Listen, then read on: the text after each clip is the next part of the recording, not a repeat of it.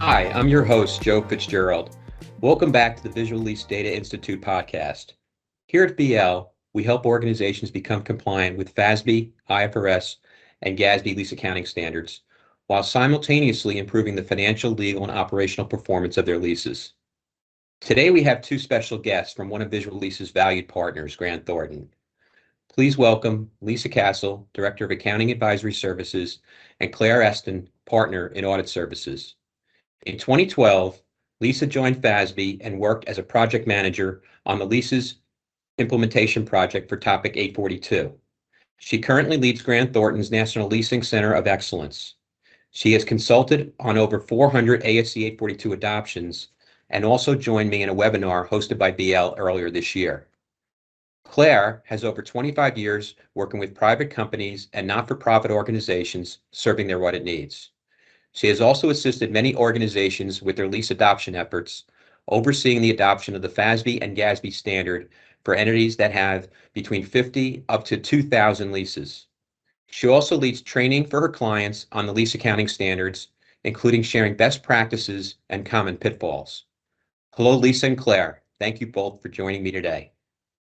To get started, first Lisa and then Claire, could you each explain how your service line engages with your clients around lease accounting? Absolutely, and thanks, Joe, for having us today. Our role within Accounting Advisory Services is to really help from a consulting perspective. This will include assisting clients with our adoption process, which can be educating or training our clients on the technical guidance, assisting them with lease extraction and validation procedures, helping them review and identify potential unknown or embedded leases, and ultimately documenting their adoption approach in their ongoing policy considerations. It also includes helping our clients with ongoing lease considerations and technical questions when they arise. Whether it's a complicated modification, a potential impairment, sale leaseback transactions, you name it, we've likely seen it, and we can be there to help and ensure that the guidance is applied appropriately. Claire, do you want to provide your typical engagement with clients? Thanks, Lisa. And also thank you, Joe, for having us today. So as an auditor, we support our clients with technical accounting guidance, as well as understanding how the GAAP rules apply to the unique circumstances of their operations to support them as they work through the adoption process.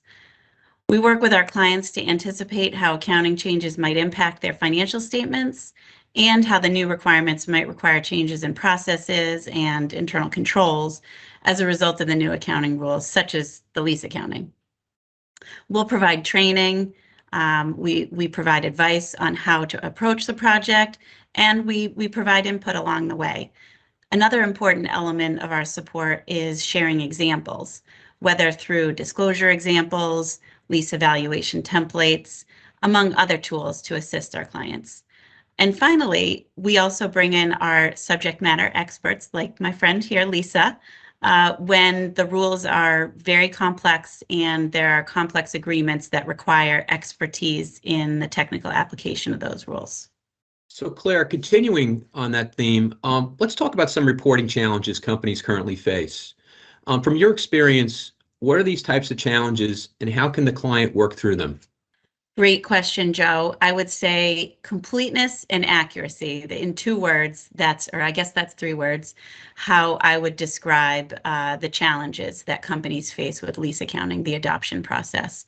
So with respect to completeness, you want to make sure that your list of leases is a complete list. And often the leasing process can be decentralized and very time-consuming. Particularly understanding and getting input from multiple departments, for example, legal. It's not just an accounting and finance exercise. This involves legal, IT, supply chain, procurement, facilities, the list goes on.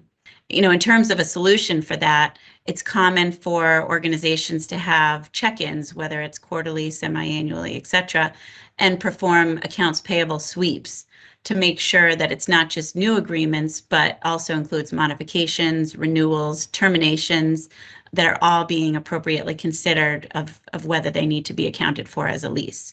When you miss a contract that has a lease contained in it, it's possible that the financial statements could be materially misstated. So that's obviously the first area, again, completeness. The second challenge, I would say, relates to accuracy. Every organization is different with the lease contracts that they have. There's no vanilla. Most companies don't have consistent agreements, and there are nuances, particularly around subjective aspects of the accounting, such as whether to include option periods that are reasonably certain to be exercised, and that can all result in different accounting conclusions. So I would say the key solution is attention to detail in reading those lease contracts.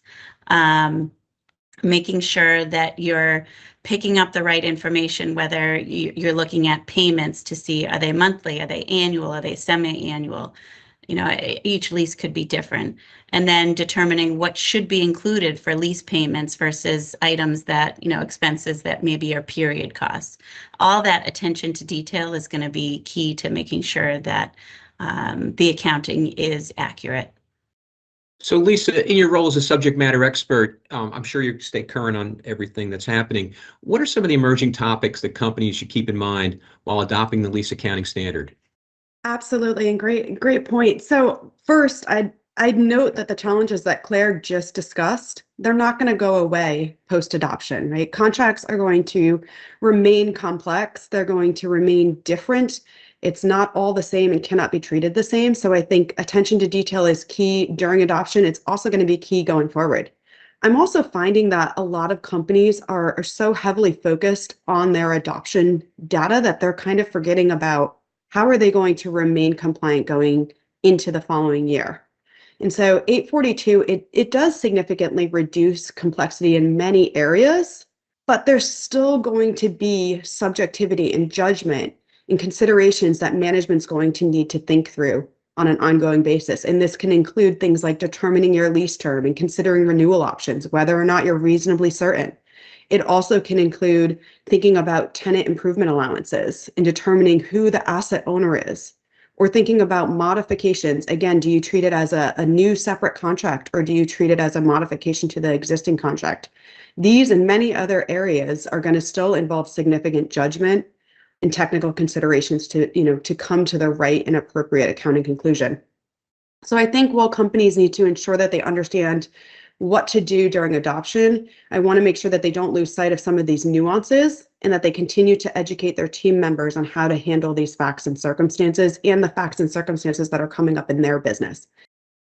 So Claire, if you think about the audit as kind of the final exam around this adoption, what are some of the common audit requests that you would make of your clients related to their adoption of 842? Good question, Joe. Hopefully it's not as painful as a final exam, but in the year of adoption, there's a big lift from an audit standpoint to help ensure that the reporting is, again, complete and accurate. And that's kind of the theme around where we focus our audit procedures: completeness and accuracy. So we'll typically look to understand the procedures that the organization performed to ensure that the population is complete. And this is really an assessment of what's the internal control environment and procedures when adopting a new accounting pronouncement. Did they have a good process in place? So looking at what they did to ensure the population is complete would be a start. And we would do testing around that population to ensure that it is complete, which is a challenge because you're looking for things that aren't there, frankly, when you're testing for completeness. We also would need to test that the data within the population of leases that is identified, that data is accurate. So picking a sample of agreements that have been identified as leases under FASB, 842 or GASB 87, going back to the source document, testing that, again, things like the payment inputs and the term of the lease are all accurately input into the lease calculation on a sample basis. We generally would expect that our clients would document their adoption approach that covers the considerations and the assumptions made, as well as the process to transition from the old accounting to the new accounting standard. It's not only an assessment of the accounting entry itself, but the process under which the company went through to get to the end point. we often focus our attention more on the material or significant changes, whether it's a lease modification that's significant or a new lease or potentially terminations in leases. So that's really what we would typically do in the audit as far as audit request for our adoption of 842 or GASB 87. Lisa, I'm curious, and most companies will have adopted. Are there any opportunities you see in 2023 and beyond coming from these accounting changes? Sure, that's a great point. We don't get asked that question enough, in my opinion. So I do think that there are a lot of opportunities that come from adopting 842. The biggest being you have better data, right? So first, I think that that's going to benefit external stakeholders, for instance, lenders, investors, boards, et cetera, individuals that are going to use the financial statements. I think the data that's being compiled and presented within the financial statements under 842 is undoubtedly an improvement over what was there under 840 for leasing data, right? It's more accurate, it's more complete than it's ever been. And that's again because there wasn't this historical scrutiny on leasing. It didn't need to be recognized on the balance sheet. It was spread over time. This change from 842, we're now seeing that additional scrutiny, and we're seeing companies go through a very detailed adoption process to make sure that they are truly compiling all of these contracts and reflecting their future obligations accurately and completely. So I think that financial data for external reporters or external stakeholders will certainly be improved. Equally, or perhaps more importantly, I think it's going to also benefit management. And that's because they're going to have greater insights from an operational decision standpoint, again, resulting from this better data. In addition to all of the data that they used to have before, what we've typically seen is clients used to have that in Excel spreadsheets in a very decentralized process. Most of our clients are utilizing software solutions such as Visual Lease, right? Where they can easily go and track, hey, this is where this lease is. This is how much longer we have on it. These are the payments we have. Oh yeah, and we have an option to terminate. And there's just a lot of data that's now being centralized.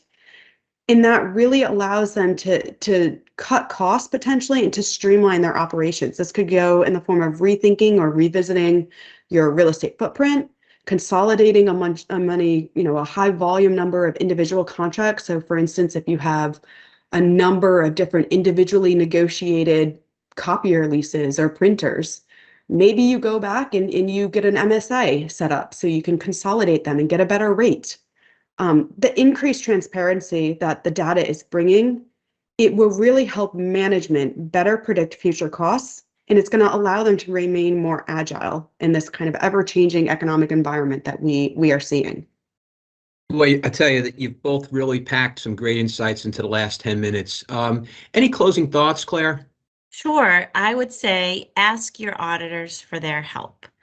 At this point in the effective date timeframe, we've seen lease accounting adoption over and over many times, whereas for you, this might be your first time going through it. We're here to provide assistance and insights so you can get through to the other side, not only compliant with the standard, but hopefully in a better spot in terms of policies and controls over the lease process. And like Lisa said, better insight into future expenses and other operating factors that you consider when you're going into a lease transaction. So just ask your auditors for help. I would be remiss if I didn't mention that we need to maintain our independence, so we can't do the calculations for you, but there's a lot that your auditors can do to help you get through this process. Lisa, how about from you? I think the kind of closing thought I would have is just don't underestimate leasing, whether it be during the adoption process, which can be extensive, or kind of the ongoing technical considerations. Again, this historically under 840 was one of the most highly consulted areas of GAAP. I don't think that's going to change just because 842 came in. It increases the level of scrutiny. And so I continue to think that this is going to be an area where, as Claire pointed out, it's okay to say, I need some help. I have some questions. We are here to help. And we've seen it with a number of different clients. So, we're happy to always take those calls and try to help as best as we possibly can. That will conclude today's episode of the Visual Lease Data Institute podcast. Lisa, Claire, Thank you so much for being here and sharing your wealth of knowledge in advisory and audit with us. If you enjoyed this episode and want to catch up with all things VLDI, be sure to follow our LinkedIn, Twitter, Instagram, and Facebook pages at Visual Lease. And don't forget to tune into the next episode of the Visual Lease Data Institute podcast, where our focus is on helping you leverage your lease portfolio as a strategic asset.